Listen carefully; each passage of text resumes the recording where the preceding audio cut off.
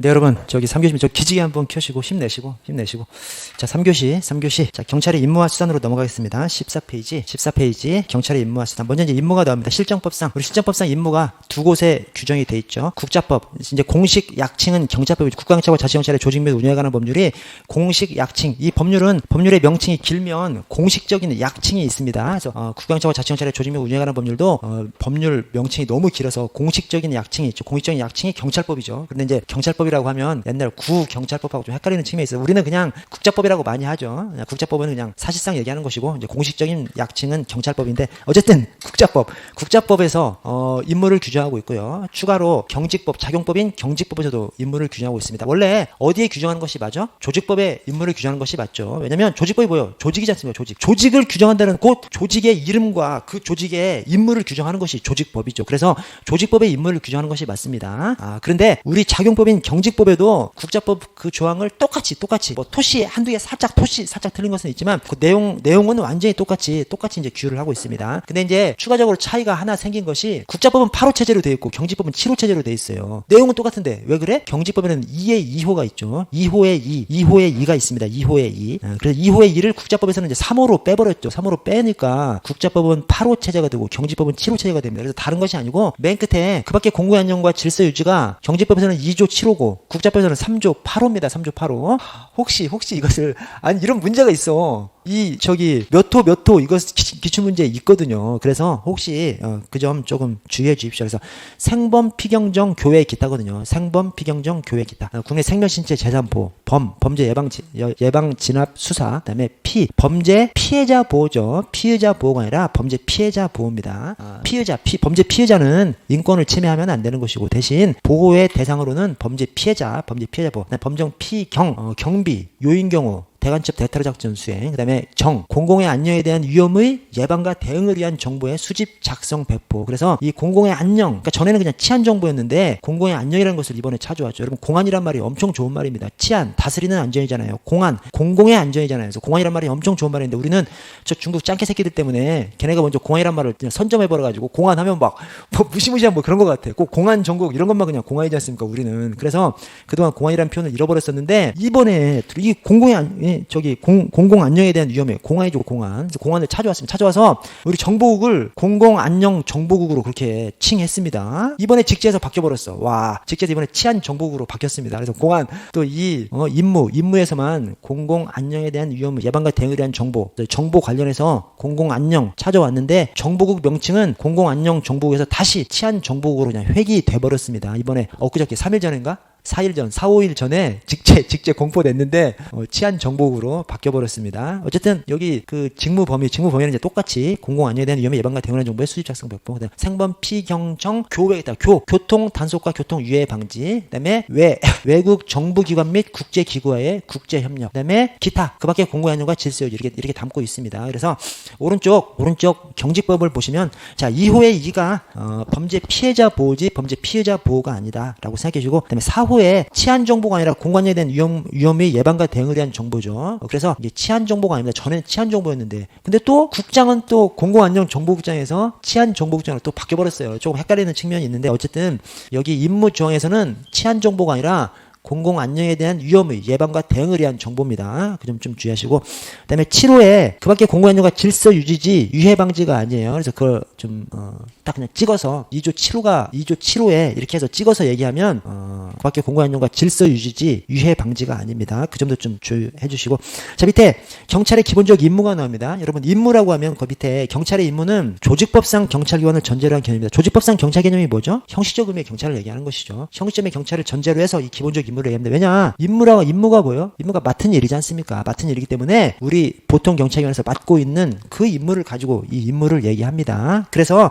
경찰의 기본적 임무하고 뭐가 나와? 1번 사회공개안녕과 질서에 대한 위험 방지. 이게 뭐예요? 이게 실질적 의미의 경찰이죠. 이게 여기서 끝나지 않고 19페이지 가면 수사 서비스가 지금 사회공개안녕과 질서에 대한 위험 방지가 엄청 길게 서술돼서 그러지 저 뒤에 2번 3번에서 19페이지에 수사 서비스까지 다 들어갑니다. 왜냐? 이게 지금 아까 그 경찰의 기본적 임무 바로 밑에 조직법상 경찰기관을 전제로 했다며. 그러니까 보통 경찰기관에서 담당하고 있는 실질적 의미의 경찰뿐만 아니라 수사 서비스까지 다 우리 경찰의 기본적 임무에 들어가는 거죠. 오케이? 이거 사실은 말장난인데 또 시험 문제에 내더라고 이거를. 뭐냐면 경찰의 기본적 임무는 행정조직법상 경찰권을 전제로 한 개념인데 이것을 실질적 의미의 경찰 개념을 전제로 한 것이다. 이렇게 하면 틀린 지문이 됩니다. 왜? 실질적 의미의 경찰 1번만 들어가는 것이 아니라 2번 수사 서비스까지 다 해서 경찰의 기본적 임무를 따지기 때문에 그래서 임무라고 하면 맡은 일이잖아요. 맡은 일이기 때문에 보통 경찰관이 맡고 있는 업무 전체를 가지고 얘기합니다.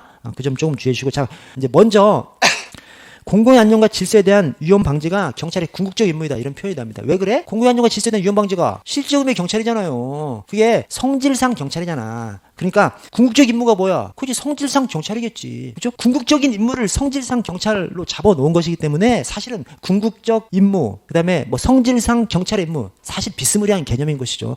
궁극적으로 경찰이라는 것이 뭐야? 그걸 갖다가 실질적 의미의 경찰 개념을 뽑아놓은 것이기 때문에 실질적 의미의 경찰이고 궁극적 경찰 임무가 되는 것이죠. 그래서 경찰이 맡고 있는 임무, 사회 공의 안녕과 질서에 대한 위험 방지 플러스 뭐 수사 서비스 우리 경찰이 맡고 있는 임무를 다 넣어놓지만 그 중에서 궁극적인 임무는 성질상 경찰이겠죠. 성질상 경찰이 실적 의미의 경찰이기 때문에 이 사회공의 안녕과 질서에 대한 위험 방지가 궁극적 임무다. 이런 표현이 있고요.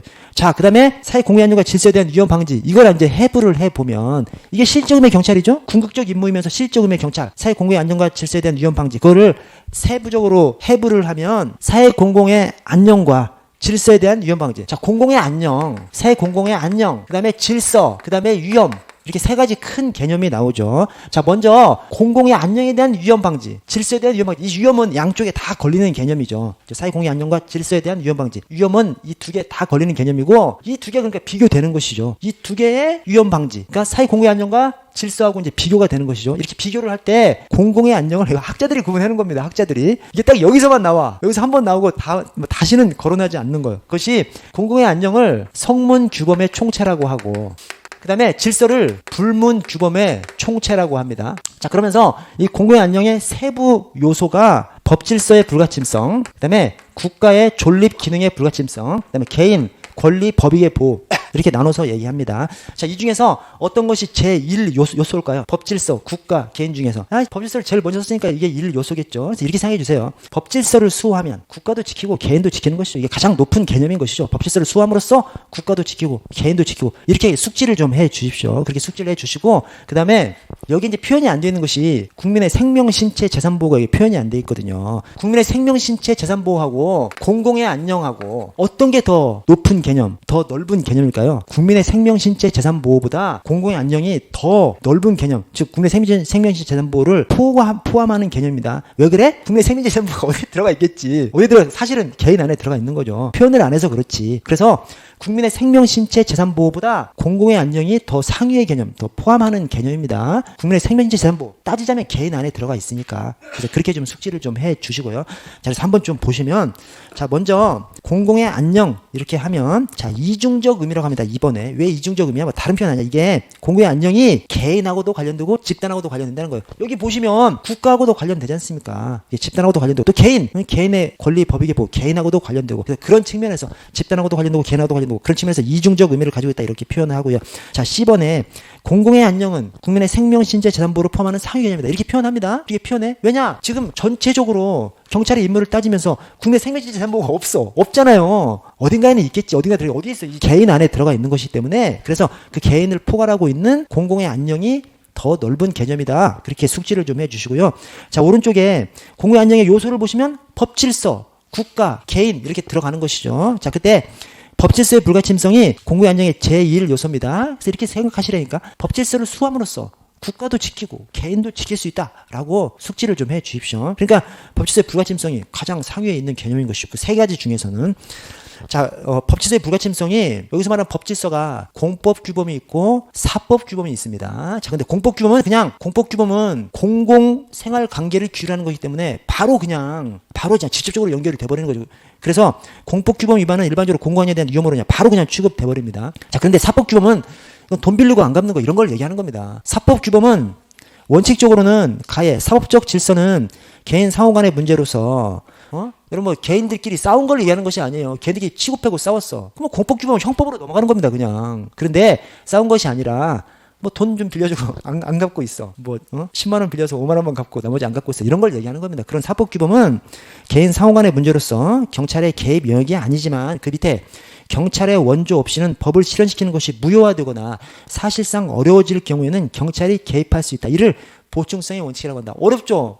경찰학 진짜 어려워. 경찰학이 진짜 어려워. 저는 개인적으로, 저는, 제가 이제 뭐 시험 과목으로 이것저것 다 해봤잖아요. 해봤는데, 경찰학이 진짜 어려운 겁니다. 그래서 괜히 그냥 경찰이 뭐 이상한 학문이라서 어려운 것이 아니라 포괄하고 있는 것들이 너무 많아. 포괄하고 있는 것들이 너무 많아서 진짜 어렵습니다. 이게 이제 뭔 말이냐면, 돈 빌려주고, 뭐 갚고 안 갚고, 개인들이 알아서 하는 것이죠. 그런데 그것이, 이행이 안 될 때에는, 법원을 통해서 간접 강제를 해야 됩니다. 개인들이 그냥 돈을 안 갚아요. 두드려 패고 그냥 돈 가져가면 안 되죠. 집에 그냥 몰래 가져가면 안 되지 않습니까? 그래서 법원을 통해서 강제 집행을 통해서 법원을 통해서 이제 받아가야 됩니다. 그런데 특정한 경우에는 논리적으로 법원을 이용할 수 없는 경우가 있어요. 논리적으로도. 어떤 경우? 그 사람에 대해서 아는 것이 전혀 없는 경우. 예컨대 이런 경우죠. 우리가 돈을 빌려서 안 갚아. 또는 일을 시키고 뭐 돈을 안 줘. 그러면 소송을 통해서 받아가면 되는 것이죠. 그런데 예컨대 어떤 도로에서 누가 일을 시켰어. 근데 일을 했어. 저에게 가는데 돈을 줘야 되는데 안 줘. 돈 주세요. 야, 줄게. 근데 오늘은 안 돼.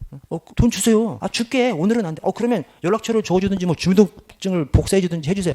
야, 줄게. 그러나 주민등록증은 못 복사해줘. 그러면 어떻게 되죠? 이 사람이 경찰에 신고했어. 경찰이 출동해가지고 그냥 민사관계니까 그냥 알아서 하세요. 노동관계는 차치하고. 민상이 그냥 알아서 하세요. 아니, 지금 헤어지면 이 사람이 누군지도 뭐 연락처도 모르고 아무것도 모르는데 그런 때까지 국가가 개입하지 않는다. 말이 안 된다는 겁니다, 이게. 그걸 갖다가 보충성의 원리라고 합니다. 사법관계는 국가가 여기서 뭐 국가, 경찰의 사법관계는 돈 빌리고 하는 이런 관계는 원칙으로 개입하지 않는데 다만 개인들끼리 아예 해결할 가능성이 논리적인 가능성조차도 없는 상황 그런 때에는 보충적으로 국가가 개입해야 한다는 겁니다. 엄청 유명한 판례가 있어요. 휴대폰 손괴 사건이 있어요. 어떤 벤치에서 벤치 맞냐? 이게 앉아있는데 옆에다가 휴대폰을 이제 떨어뜨려 놓은 거예요. 이렇게 놨어.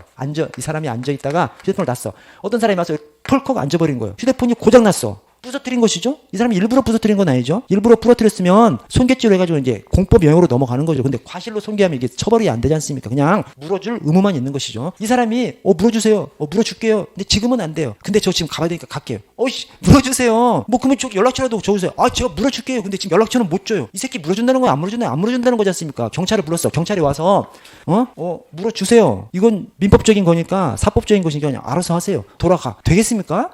국가도 아니지 그건. 그렇죠. 저때 어떻게 도와줘야 되는 것은 또 논의가 없어. 그러나 어떤 방식으로든지 국가가 어떤 방식으로든지 개입을 해야 한다는 것이 그것이 이제 행정법적 시각입니다. 행정법에서 논의가 거기서 멈춰져 있어. 논의가 저때 어떤 식으로 공권력을 어떻게 활용해야 되는 거냐. 방법이 없어요.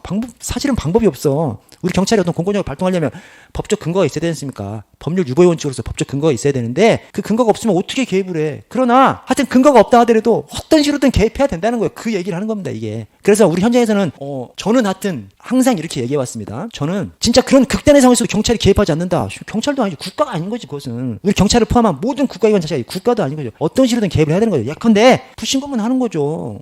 주소라도 물어보고 그래서 주민등록번호도 좀 확인하고 여기다 좀 적고 그러면 가능성이 확 생겨버리는 거죠. 왜냐? 그 피해를 당한 사람은 논리적인 가능성을 얘기하는 겁니다. 실제로 이용하느냐 안 하느냐를 떠나서 그 피해를 본 사람은 경찰관이 그 가해자에 대해서 주민등록번호를 수첩에다 적어놨기 때문에 법원에다가 소송을 걸면서 경찰관이 그 사람 인적사항을 안다. 그걸 파악하시면 된다라면 법원이 이 사실 조회를 해서 그 사람을 추적할 수 있는 기본 재료가 되지 않습니까?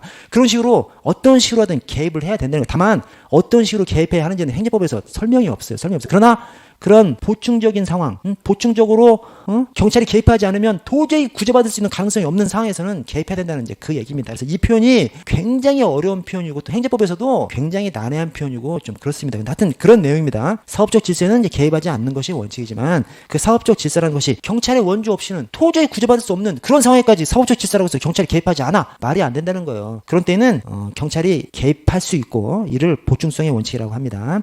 자, 나번에 이제 과거에는 개인이 국가한테 어떤 것을 요청할 수 있는 권한은 없다고 봤는데 아까 1960년도 독일의 띠토 판결 있기 전까지는 독일 그 막 법이 엄청 발달한 유럽도 제3자가 처분의 상대방이 아닌 제3자가 행정한테 뭘 요구할 수 있는 권리가 없다고 봤어요. 그런데 자, 경찰 개입 청구권이라고 해서 오늘날 재량권의 영으로 수축 또는 반사적 이익의 보호 이익화 이런 것들이 논의되면서 각 개인에게 생명신체 재산 등의 개인적 법익을 보호하기 위해서 경찰권, 국가 행정권, 여기서 말하는 경찰권은 행정권입니다. 우리 경찰만이 아니라 모든 행정권, 경찰권의 개입을 청구할 수 있는 경찰 개입 청구권을 인정하기에 이르렀고요. 그래서 개인의 권리가 굉장히 강화되고 있는 것이 오늘날의 이 행정법 질서고요. 자, 그 밑에 법 질서의 불가침성, 그 밑에 국가의 존립과 기능의 불가침성. 자, 존립의 불가침성. 가번에 경찰은 사회 공공과 관련해서 국가의 존립을 보호할 의무가 있습니다. 자, 다번에 경찰은 가벌성의 범위 내에 이르지 아니하더라도 국민의 자유나 권리를 침해하지 않는 범위 내에서 국민의 권리, 이익에 영향을, 권리 의무, 권리 이익에 영향을 미치지 않는 거. 이게 뭐죠? 비권력적 활동이죠, 비권력적 활동. 그래서 그런 것들은 수사나 정보 보안 외사 활동을 할 수 있다. 이 말이 비권력적 활동을 딱 머릿속에 떠올리면 바로 그냥 쉽게 그냥 자연스러운 표현이 돼버립니다. 그래서 비권력적 활동이라면 활동할 수 있고요.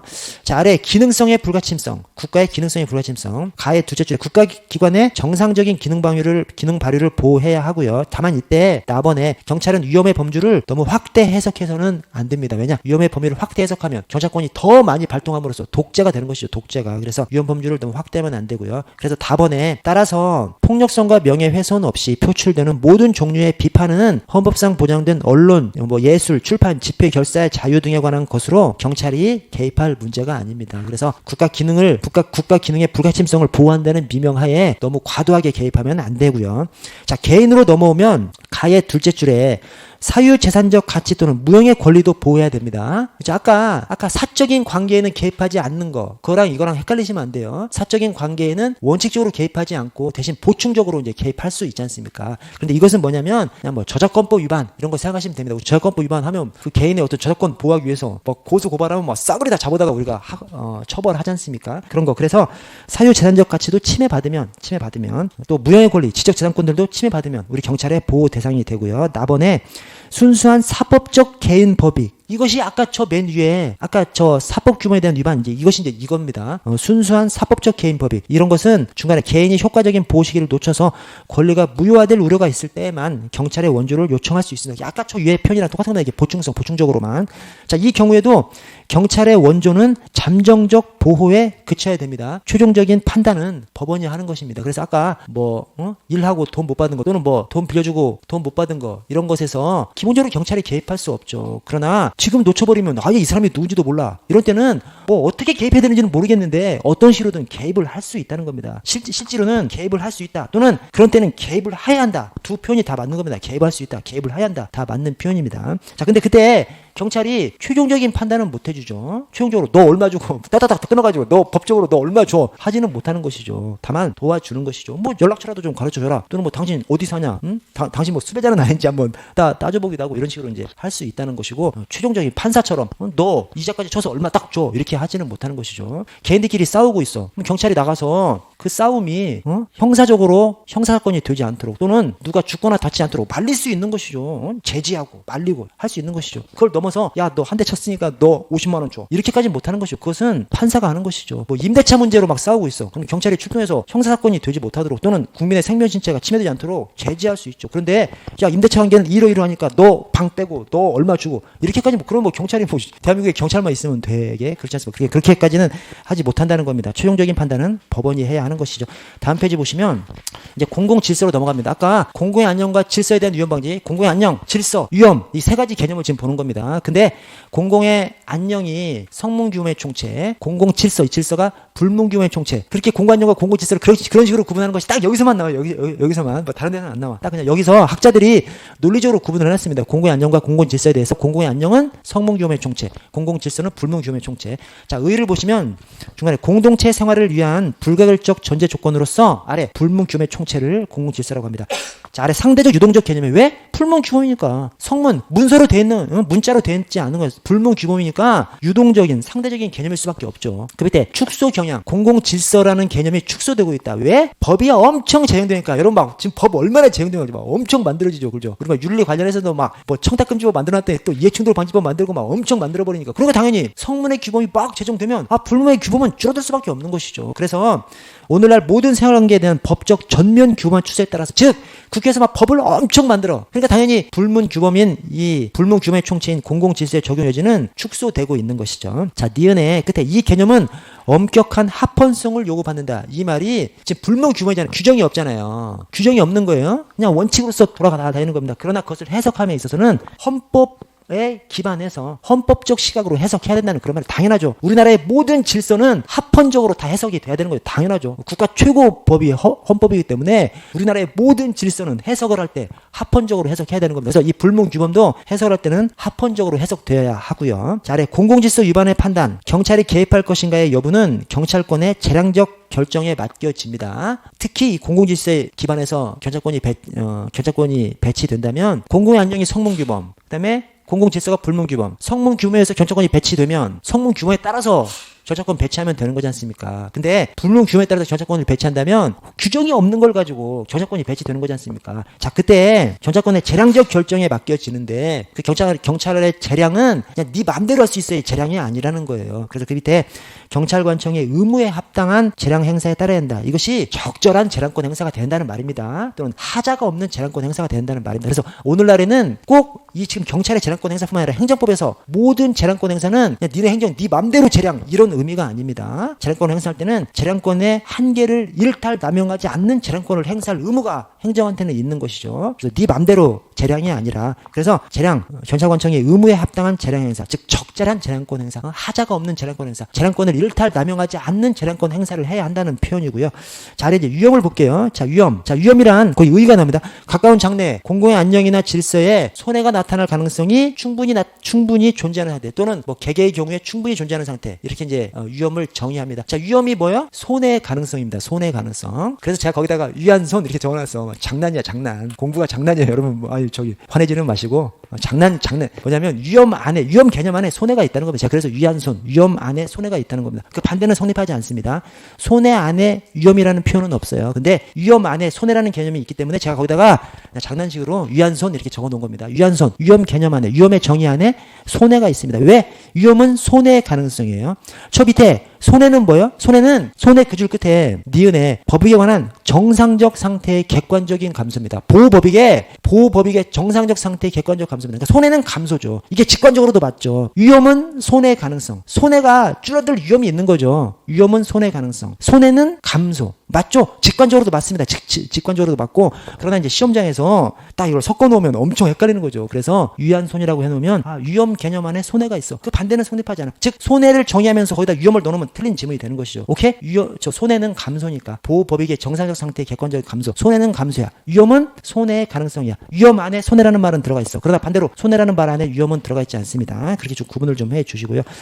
자, 손해의 두째 줄에 보시면 손해는 보호법익의 현저한 침해 행위가 있어야 됩니다. 그 밑에 따라서 단순한 성가심이나 불편함 등은 경찰의 개입 대상이 아닙니다. 제가 16살에 서울 이사 와서 29살까지 엄청 오랫동안 서울에서 살았는데 천호동에서 살았어요. 근데 우리 집이 큰 길 바로 옆에 있는데 그 옆에 땅 속에 뭐 케이블 같은 게 묻혀져 있나 봐요. 하수구도 묻혀있고 케이블도 묻혀있고 와 1년에 한 서너 번씩 그걸 파. 그걸 파면 어떻게 파는지 아세요?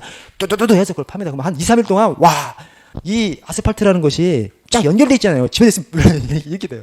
와, 나 진짜 10몇 년 동안 제가 그걸 당했다니까요. 그것도 성가심에 불과하대. 그래서 그런 것들은 경찰권이 발동 안 해줍니다. 그래서 경찰권이 발동하려면 단순한 성가심이나 불편함 등은 개입 대상이 아니고 현저한 침해 행위가 있어요. 보호법익에 현저한 침해 행위가 있어야만 경찰권 발동 대상이 되고요. 자, 위험의 분류가 위험의 현실성을 기준으로 구체적 위험과 추상적 위험으로 분류하고 오른쪽 인식에 따라서 외관적 위험, 오상 위험, 위험 혐의로 이렇게 구분합니다. 자, 먼저 구체적 위험과 추상적 위험을 보시면 현실성이 있으면 이제 구체적 위험이고 현실성이 없으면 추상적 위험이죠. 그래서 자, 구체적 위험. 구체적 개별 사안에 있어 가까운 장래에 손해 발생에 충분한 가능성이 존재하는 경우. 오케이? 그래서 여기 노량진 사거리에서 오연웅이 무단횡단하고 있어. 이게 구체적인 위험입니다. 추상적인 위험은 그냥 무단횡단이야. 무단횡단을 하면 위험하겠지. 먼저 구체적 위험의 가능성이 있죠. 그냥 누가 언제 무단횡단이 아니라 그냥 무단횡단. 그게 추상적 위험이고 몇 월 며칠에 오연웅이 노량진 사거리를 막 무단횡단하고 있어. 이게 구체적인 위험인 것이죠. 그렇게 생각하시면 됩니다. 그래서 그 아래에 화살표를 보시면 와 이게 진짜 어려운 개념이다. 이게 진짜 어려운 개념이에요. 하여튼 경찰하기 엄청 어려워. 이 밑에 개념을 보시면 화살표가 3개 있어요. 첫 번째 화살표와 두 번째 화살표는 똑같은 의미입니다. 똑같은 의미. 자, 보시면 첫 번째 화살표. 경찰의 개입은 구체적 위험 내지 적어도 추상적 위험이 있을 때 가능합니다. 그래서 오연웅이 무단횡단하고 있어. 그러면 단속할 수 있는 것이죠. 그러나 또 무단횡단에 대해서 경찰이 뭔가 개입을 할 수 있는 겁니다. 또 이런 표현도 있어요. 이 추상적 위험에 대해서 경찰이 개입하는 것이 경찰상 법규 명령이다. 이런 표현 들어보셨어요? 그런 표현이 있습니다. 이 추상적 위험에 대해서 경찰이 개입하는 것이 경찰상 법규 명령의 제정이다. 즉 무단횡단에 대해서 법규에 그렇게 하지 말고 그렇게 하면 제재를 가하는 걸 규정할 수 있지 않습니까? 오케이? 그렇게 연상하시면 됩니다. 그래서 구체적 위험, 오연웅이 몇 월 며칠 무단횡단하는 것, 추상적 위험 그냥 무단횡단 그 자체. 그래서 자, 경찰의 개입은 구체적 위험 내지 적어도 추상적 위험이 있을 때 가능합니다. 자, 이거를 어디 하천 제방, 하천 제방이 뚝이죠, 뚝. 하천 뚝으로 이제 생각하면 구체적 위험.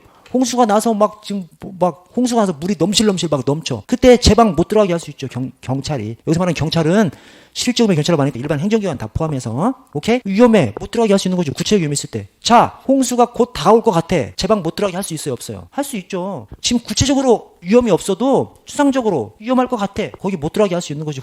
그래서 구체적 위험이나 추상적 위험이나 다 경찰권 발동할 수 있는 겁니다. 그래서 그것이 첫 번째 화살표고요. 자, 두 번째 화살표를 보시면 위험은 경찰 개입의 전제 요건이나 위험이 보호를 받게 되는 법익에 구체적으로 존재하는 것은 아니다. 구체적으로 존재해야 되는 것은 아니다. 사실은 첫 번째 것까지는 똑같은 말입니다. 추상적으로만 있어도 되는 거예요. 그리고 거기 괄호를 보시면 경찰 개입을 위해 사실적 물리적 위험이 반드시 존재하는 것은 아니다. 이것도 첫 번째 화살표랑 사실은 똑같은 표현입니다. 그러나 예시는 조금 다른 것이 들어지기도 해요. 뭔 말이냐면 자, 구체적으로 존재해야 되는 것은 아니다. 또 사실적 물리적 위험이 반드시 존재해야 되는 것은 아니다. 라고 해서 우리 지금 오연웅이 무단횡단을 해. 위험하지. 근데 한밤중에 아무도 안 다니는 길에 무단횡단을 해. 그러면 직접적으로 뭐가 오연웅을 치고 갈 그건 없잖아요. 그럼에도 불구하고 단속할 수 있다는 겁니다. 왜? 오연웅이 도로교통법이라는 법 질서를 지금 깨뜨리고 있기 때문에 단속할 수 있다는 거예요. 또 그걸 또 예시로 들기도 합니다. 그래서 거기 보시면 그 아랫줄에 통행이 거의 없는 밤 시간에 그때 정지하지 않고 진행해. 그러면 그 밑에 공공안전을 보호법이라는 도로교통법을 침해하면서 법질서를 침해하기 때문에 법질서의 불가침성을 침해하기 때문에 단속할 수 있다. 이런 표현도 생각해 주시고요. 자, 세 번째 화살표는 이제 완전히 또 다른 것을 얘기합니다. 저 위에서 첫 번째 화살표, 두 번째 화살표에서 구체적 위험 또는 추상적 위험이 있어야 경찰이 개입할 수 있지 않습니까? 오케이? 근데 세 번째 화살표에서는 추상적 위험이 없어도 개입할 수 있대요. 와, 뭔 말이에요, 진짜. 진짜 짜증. 보시면 범죄 예방이나 장래 위험 방지를 위한 준비 행위와 같은 일반적인 위험을 예방하는 조치는 구체적 위험이나 추상적 위험의 구성 요소에 의해서도 제한되지 않는데, 이 제한되지 않는다는 표현이 뭐 어떤 표현이야? 구체적 위험이나 추상적 위험이 없어도 이런 거 할 수 있다는 얘기죠. 그래서 경찰이 조직법적 의무 범위 내에서는 자용법적 근거 없이도 항상 수행할 수 있대요. 이게 뭔 얘기죠? 여러분 이 뒤에 이걸 생각하셔야 됩니다. 첫 번째 화살표, 두 번째 화살표는 권력적 경찰권 발동을 얘기하는 겁니다. 뚝에 못 들어가게 권력적 작용이죠. 무단횡단을 하는데 단속해 권력적 작용이죠. 오케이? 근데 범죄 예방이나 장래 위험 방지라는 준비행위 비권력적 활동을 얘기하는 겁니다. 비권력적 활동. 오케이? 비권력적 활동은 임무범위 내에서는 얼마든지 할 수 있죠. 그래서 그때는 구체적 위험이나 추상적 위험이 없더라도 할 수 있는 것이죠. 오케이? 그래서 첫 번째 화살표, 두 번째 화살표는 권력적 경찰권 발동을 전제로 해서 얘기하는 것이고, 세 번째 화살표는 비권력적 활동을 전제로 해서 얘기하는 것이다 하면 바로 그냥 이해가 가십니다. 그렇게 생각을 해주셔가지고 이게 전혀 막 언밸런스한 표현이 막 섞여 있습니다. 첫 번째, 두 번째 화살표에서는 구체적 위험 내지는 추상적 위험이, 구체적 위험까지는 아니어도 구체적 위험에서도 당연히 경찰권 발동할 수 있지만 추상적 위험이라도 있어야 발동할 수 있다는 내용이거든요. 근데 세 번째 화살표에서는 추상적 위험이 없더라도 경찰권 발동이 가능하대. 임무범위 내에서는. 그것은 비권력적 활동을 가지고 얘기하는 겁니다. 자, 오른쪽 위험에 대한 인식에 따라서 위험을 외관적 위험, 오상 위험, 위험 혐의로 구분할 수 있습니다. 자, 외관적 위험은 뭐예요? 위험의 외관은 있는 거예요. 그래서 이 대표적인 경우가 여기도 적혀 있는데, 밤에 경찰이 순찰을 도는데 막 집에서 사람 살려 막 소리가 나요. 그래서 보니까 계속 들려.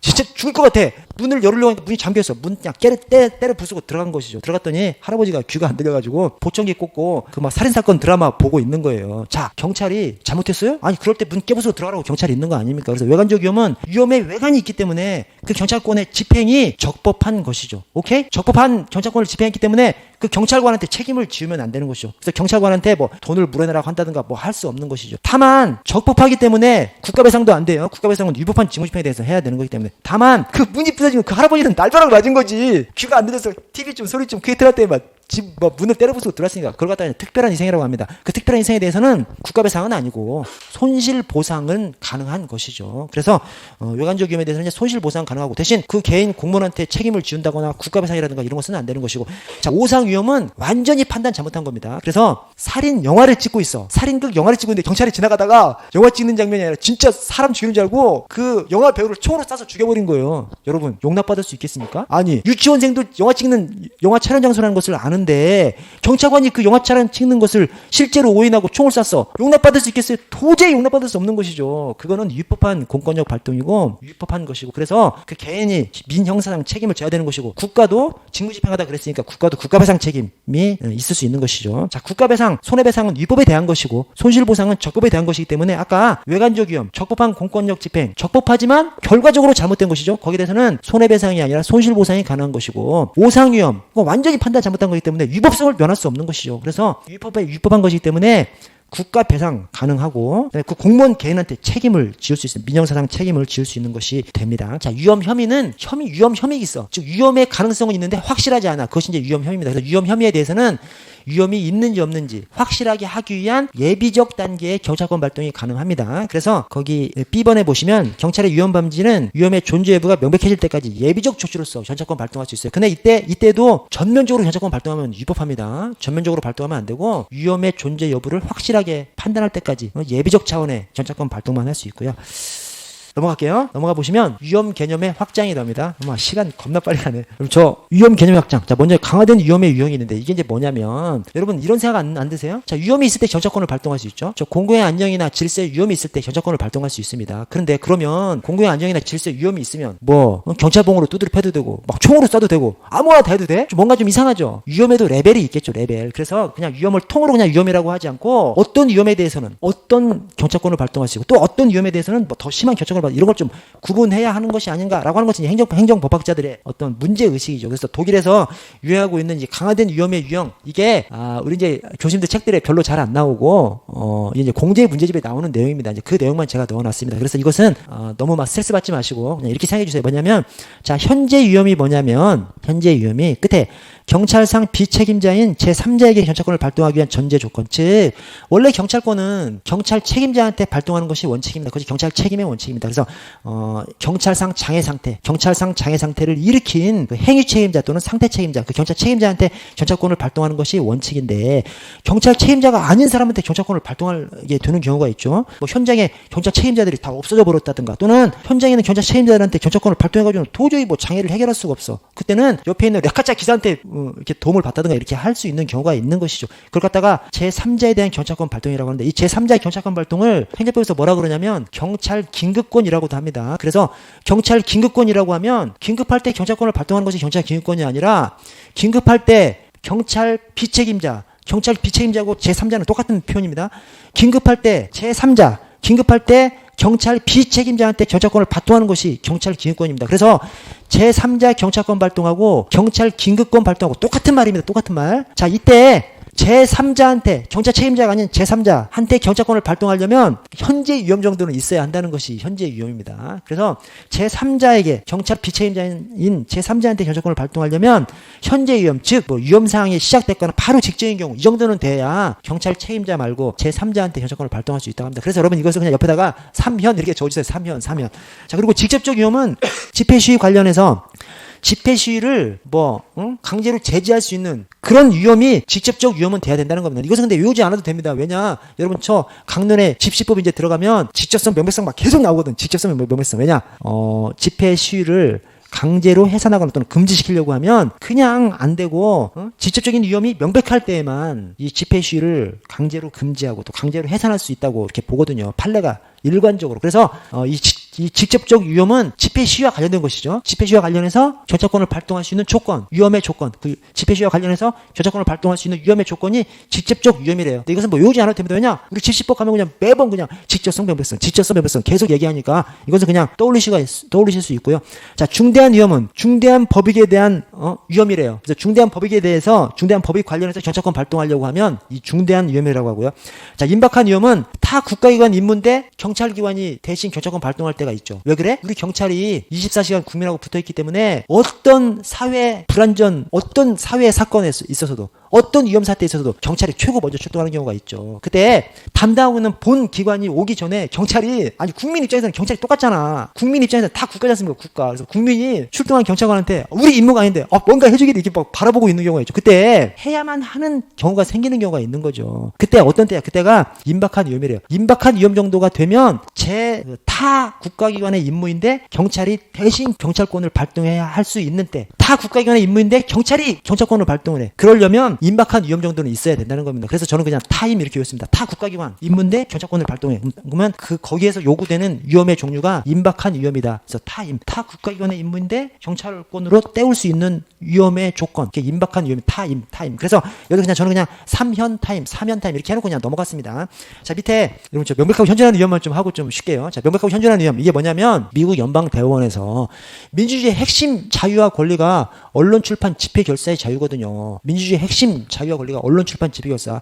자, 그 언론 출판 집회 결사, 그중에서 이제 언론 출판의 자유는 국가가 가급적 건드리지 말라는 겁니다. 그런데 국가가 언론 출판의 자유 권리에 대해서 국가가 손을 댔어. 그때는 명백하고 현존하는 위험이 있을 때야만 그 국가의 제한이 정당화될 수 있고, 명백하고 현존하는 위험이 없음에도 불구하고 국가가 언론 출판에 대해서 제한을 가했어 위법한 공권력의 발동이라고 보는 것이 바로 이 쉔크 판결에서 명백하고 현존하는 위험의 원칙입니다. 그래서 거기 보시면 미국에서 언론 출판 등의 자유를 제한하는 기준이에요. 기준. 언론 출판의 자유를 제한했어. 명백하고 현존하는 위험이 있으면 합법, 명백하고 현존하는 위험이 없었으면 불법이 되는 것으로 보는 것이 이 판례인 것이고, 그래서 미국의 쉔크 판결에서 홈즈 대법관이 판결한 것이고요. 자, 우리나라에서는 이 유명한 명백하고 현존하는 위험의 원칙을 받아들였어, 안 받아들였어? 와, 지금까지 안 받아들였어요. 근데 딱 하나 받아들인 것이 있는 거예요. 그 받아들인 것이 경찰 판례에서. 그러니까 이게 중요한 것이죠. 그래서 자, 헌법재판소에서 이 위헌 판결을 하면서 국가헌법 제7조 각종 이적죄, 찬양 고무, 그다음에 각종 이적죄, 이거 위헌 여부를 판단하면서 명백하고 현존하는 원칙, 위험의 원칙을 적용하지 않았어요. 그냥 명백성의 원칙을 기준으로 해서 그냥 합헌이다 이렇게 그냥 결론 내려버렸습니다. 자, 또 대법원에서 미신고 집행에 대한 해산명령의 적법 요건으로서 직접성, 명백성만 얘기하지 현존을 얘기하지 않아요. 오케이? 그래서 지금까지 헌법재판소건 대법원이건 미국 연방대법원의 그 엄청 유명한 원칙, 명백하고 현존하는 위험의 원칙을 적용하지 않았습니다. 근데 최근에 명백하고 현존하는 위험의 원칙을 적용한 판례가 하나 나왔어요. 그것이 바로 이 살수차 판례입니다. 살수차 판례. 그래서 저 백남기 농민 사건 때 이 살수차가 직사살수 맞고 퍽 소리가 돌아가셨지 않습니까? 그 판례에서 그렇게 직사살수를 하려면 명백하고 현존하는 위험이 있어야만 가능하다는 거예요. 근데 그때 당시에 명백하고 현존하는 위험이 없었기 때문에 위법한 공권력 발동이라고 그렇게 판단을 내렸습니다. 그래서 우리 집회 시위 관련해서 항상 직접성, 명백성을 항상 얘기했었지 않습니까? 판례가. 그래서 판례가 직접성, 명백성 더해서 현존성까지 거기다가 넣어놨습니다. 그래서 대법원 판례를 보시면 유해성 경차 장비인 살수차와 물포, 살수차는 육경이 쏘는 것이고요, 물포는 해경이 쏘는 겁니다. 자, 육경이 살수차를 쏘던 해경이 물포를 쏘건 직사살수, 물을 쏘는데 포물선을 그래서 쏘면 안전하잖아요. 근데 직사로 쏘면 엄청난 압력이 직접적으로 사람한테 부딪히는 거죠. 엄청난 압력이 사람한테 직접 부딪히는 이 직사살수를 쏘려면 직접적이고 명백 플러스 현존하는 위험까지 있어야만 적법한 공권력이 발동이 된다고 합니다. 근데 이번 사안에서는 현존하는 위험이 없었기 때문에 위법해 이렇게 판단을 내린 것입니다. 그래서 그 밑에서 세 줄 중간에 직사살수는 타인의 법익이나 공공에 앉아있을 때 직접적이고 명백한 위험이 현존하는 경우에 한해서만 사용이 가능하다. 근데 너 직접 명백 현존하는 위험이 아니었음에도 불구하고 왜 직사살수를 했어? 또 위법해 이렇게 판단을 내렸습니다. 그래서 우리 경찰 판례에서 희한하게 우리 경찰 판례에서 초유명한 원칙인 명백 현존하는 위험의 원칙을 받아들였습니다. 여러분 10분 쉬었다가 여러분 죄송한데 5분에 시작해도 될까요? 5분에 시작하겠습니다.